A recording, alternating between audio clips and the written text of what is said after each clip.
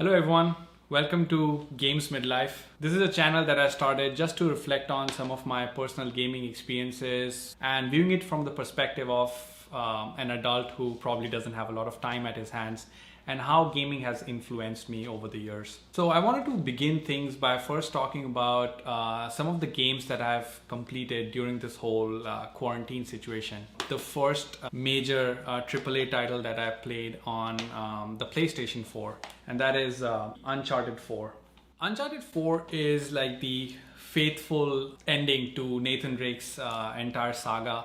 It's just a fantastic game. I mean, as an average casual gamer, the things that captivate me the most these days are, amazing narratives, out of this world experiences that are crafted with meticulous detail and precision. I think the graphics, the entire level design, the narrative structure, world building, characters, they're all top notch, and this is Naughty Dog at its best. I was really invested in these characters of Nathan Drake. The entire cast, Sully. It's just such a personal journey that the characters go through, and I loved every moment of it. I would say the shooting mechanics could have been better because it's a third-person shooter, so things are hit and miss somewhere, especially if you, I think, increase the difficulty by, I guess, 1 or 2 notches. It still becomes a lot more challenging and it's a lot more rewarding. You should definitely play Uncharted 4 if you haven't, and especially on the PS4 Pro, the visuals are just like top notch. I was not hurrying through any section, so the experiences really stood out to me. All of these locations, all of these chapters affected me. So I would say definitely give it time. It's not an overly long game, 20 hours or so, but all those hours are worth it. The next game that I want to talk about is the Borderlands Handsome Collection, which includes Borderlands 2 and Borderlands pre-sequel and all the associated DLC. The main reason I picked it up was I wanted to get into the true Vault Hunter mode. I've completed the game on normal Vault Hunter mode. That's basically levels 1 to 30, I guess. I mean, you can over level yourself, but the game's first difficulty level is basically geared towards reaching, let's say, level 30 by the end of the storyline. So I wanted to pick it up again because I wanted to get into the true Vault Hunter mode where the rewards and the progression is much more interesting. Just to reflect on the game, it's just the funniest writing, the funniest side quests, especially a shooter game where the RPG mechanics of the looter shooter genre are perfected. I mean, this is what looter shooter games should be. I mean, none of that games as a service crap. It's all single player driven game that also has co-op madness. So this is what you want in a looter shooter. The loot is the thing that matters in a looter shooter, and I think Borderlands really gets it. I mean, they were the creators of this genre, so I would expect nothing less. And the characters, I mean, you probably have the best antagonist in the whole gaming culture, Handsome Jack. Is so uniquely written, so uniquely depicted. So I think you would really love this game if you're in for quirky writing and funny storyline mixed it with a good sense of progression and also serious elements. Between my normal Vault Hunter mode and the true Vault Hunter mode, I gave a gap of almost 6 to 7 months. I didn't really feel burnt out by going through the same story again. Actually, the things don't end with the true Vault Hunter mode. There's also another mode called the Ultimate Vault Hunter mode, where the game difficulty spikes again, but that's where you have the best loot in the game. I think as a gamer in my 30s, I really appreciate games that are more tightly contained within one playthrough. I didn't really like the aspect of playing through the game again, the same quest for 3 times to reach my level cap and also get the best loot in the game. I think there could have been a better approach to this. I don't know if Borderlands 3 does it better because they have something called a mayhem system, which I think solves some of this. But the good thing is there's a ton of DLC for this. So what I did was I haven't yet touched any single DLC for my first and second playthrough. So I went through the game without touching the DLC missions. Now for my third and last playthrough, I have all the good extra content left to be experienced. Now I'm looking forward to my third playthrough. That was the second game I played, Borderlands 2. The third game that I finished was The Rise of the Tomb Raider 20th year celebration. This is another action adventure game, kind of like the same genre as Uncharted. Probably Tomb Raider is the first to be of that kind, where you combine puzzle solving, exploration, vertical exploration, and also shooting. Rise of the Tomb Raider was again a fantastic action adventure with some of the best puzzle solving sequences. The tomb designs in this game are just fantastic. The level design, again, the sense of exploration is so well matched with its progression system, because the game introduces the idea of unlocking different skills. It's kind of like a Metroidvania where some of the locations or some of the missions might be capped off due to lack of a certain skill. Once you unlock the skill, something else is gonna open up for you, and you go back to your previously discovered locations, and there are some extra tombs that you can find. The design of these dungeons, I would say, are just so meticulous and detailed. So yeah, I had just great fun with Rise of the Tomb Raider, and it was available on PS Plus, so I snagged it there. But because I am also a physical game collector, I like to collect the games that I enjoy. I really like the progression system in the game. The skill tree, it's not very detailed, but it still has like a good amount of builds that you can make based on either you want to be a run and gun sort of a person or a more stealth oriented build. But I would say once you reach towards the end of the game, and if you're trying to 100% it, you'll probably have all of your skill tree unlocked. And this was my first experience with a Lara Croft game, and I think they did a fantastic job with this whole remake. And now I want to go back and play probably the definitive edition for PS4, and then I'll probably get into Shadow of Tomb Raider. Definitely be on the lookout for this game if you're out hunting for PS4 games, because it's getting really cheap. So now is a great time to pick up the game.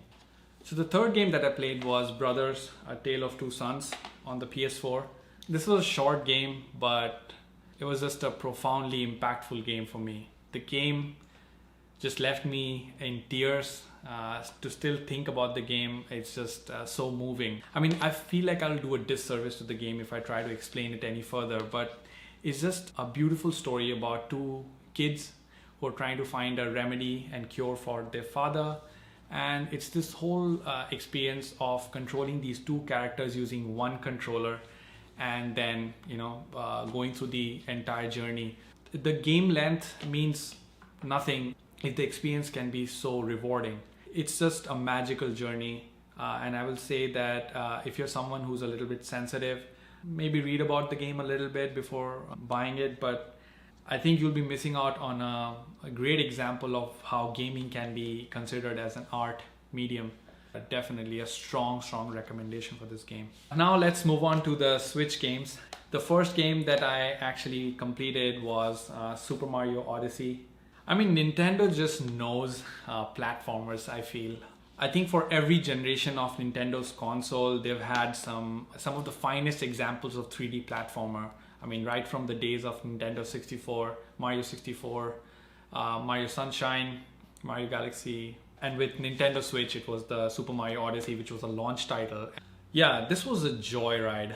I've tried playing some Mario games growing up in middle class India, but I truly never experienced a home console experience because I was trying to emulate things for the most part. This is, I would say, a masterclass in game design, because they take a simple idea of throwing a cap and embodying the trait of whatever you throw it at. The sense of mystery as to what kind of new skills you'll acquire when you throw your cap at some character is just what makes this game tick.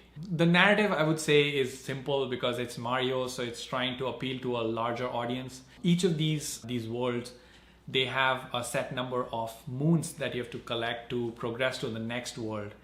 The whole idea of unlocking all these moons that the different locations have, it seems like a simple task, but it makes you think, it makes you come up with ingenious ways of discovering these moons.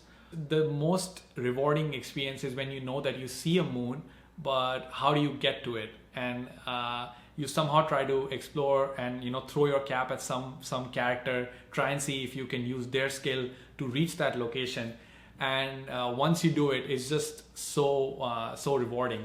So I think Super Mario Odyssey is definitely a great example of how you can take a simple mechanic like throwing a cap and just infuse it with the ethos of like Mario and the host of characters that you have. It's just fantastic. So definitely buy this if you don't own it yet. But I think if you're a Switch owner, you would probably see this in every single list and game ranking list. But yeah, I finally finished it, so I was so happy. But being an adult gamer who doesn't have a lot of time, I didn't go for 100% completion. I decided to just do enough moons for one world and then move on to the subsequent worlds. That's how I completed the whole story. But maybe some other day I'll come back to it and try to 100% all moons, because it certainly is an amazing experience. So the last game that I want to talk about is The Legend of Zelda: Link's Awakening. It's for the Switch. This is a remake of an older Zelda game of the same name. This is my first Zelda game that I have completed. I've tried playing some of the older Legend of Zelda titles for the SNES and the Game Boy Advance using emulators. But I've just found out that, I'm not an emulator kind of person. I really like the tangible experience of putting in your cartridge and booting up the console and playing it. This was my first home console Zelda experience that I completed. I want to make it absolutely clear that I got this game right when the Switch launched, and it's only recently that I've finished this game. So yeah, Legend of Zelda: Link's Awakening was great. People are right that the performance is a little bit sluggish in some portions of the game, but that doesn't mar the whole experience. It's probably just a minor complaint that I have in the game. But other than that, the whole game is just fantastic. There's a great sense of progression. You constantly are unlocking new things, unlocking new items, which make you progress in the game. Every new dungeon brings with it a new mechanic. All of these things intertwine in such a beautiful manner. The story is very emotional and without words. There's an odd one or two dialogues someplace, I don't even remember. The whole game runs off just through pure mechanics and soundtrack. The soundtrack is just amazing. I have a playlist on YouTube that is just Legend of Zelda: Link's Awakening's background score. And that goes to show how good the soundtrack is. I wish I had got the Dreamers edition for this game, which has the physical soundtrack CD in it. The story, the game mechanics were Nintendo at its best. I think they really know how to take a likable character and make it culturally relevant and up to date and modernize it. So this is an not isometric, but a top-down style dungeon crawler game. And it's got a wonderful visual style to it. It's got this toy kind of look to it. They could have just taken the old game, take the 2D sprites and just make some 3D models for it. But I think they took the pain in delivering an experience that is so unique and so well crafted. So yeah, that was my final game. So yeah, these were the games that I've been playing from end of 2019 to mid 2020. And I'd like to make this a regular feature, probably a monthly or once in 2 months update on what I have been playing. I'm not a person who buys into video game hype. I like to take my time with video games. Thanks for watching Games Midlife. This is a channel where I like to share my thoughts on gaming from the perspective of an adult who probably doesn't have a lot of time at his hands. Hope to see you in the next video soon.